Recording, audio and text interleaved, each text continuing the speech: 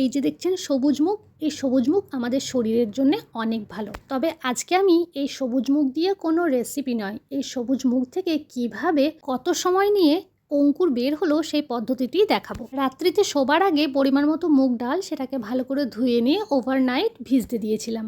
এখন সকাল হয়ে গেছে আর দেখছি যে ডালের খোসাগুলোর মধ্যে হালকা চিড় ধরেছে। ব্যাস, এবারে পুরো জলটাই কিন্তু বাইরে বের করে ফেলে দিতে হবে। তবে ডালটা একদম শুকনো শুকনো হবে না, এর মধ্যে যেই জলটুকু লেগে আছে গায়ে সেটা থেকে যাবে।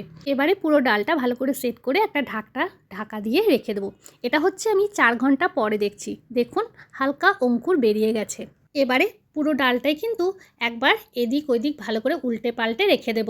এর ফলে ভিতরে যে অল্প জলটা থাকে সেটাও কিন্তু উপরে উঠে আসবে।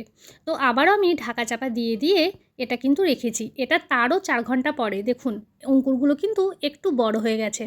এই একই প্রসেস ফলো করে আমি কিন্তু এগিয়ে যেতে থাকবো, আর এটাই আমি দেখব যে কতক্ষণ সময় লাগে পারফেক্টভাবে অঙ্কুর বের হতে। তবে আমরা প্রায় সকলেই জানি যে এই অঙ্কুরিত সবুজ মুগ খেলে শরীরে কতটা ভালো ফল পাওয়া যায়। তবে কি বলুন তো, মোটামুটি সপ্তাহে একদিন যদি আপনারা খান তাহলে এটা থেকে আপনারা অনেক উপকারিতা পাবেন। বিশেষ করে এটা ওজন কমাতেও কিন্তু খুব হেল্প করে। এই দেখুন আপনাদের সঙ্গে গল্প করতে করতে কখন সেই সকাল থেকে রাত্রি হয়ে গেছে।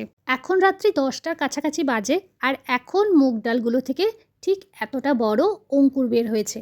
তবে আজকে তো আর রান্না বা স্যালাড কোনো কিছুই করতে পারবো না। তবে পরের দিন সকালে যখন আমি ঢাকনা খুললাম তখন এটা একদম পারফেক্ট অঙ্কুর বের হয়ে গেছে খাওয়ার জন্যে। হ্যাঁ, তো এবারে বলি এই পুরো প্রসেসটাই কিন্তু আমার 32 থেকে 34 ঘন্টা মতো সময় লেগেছে।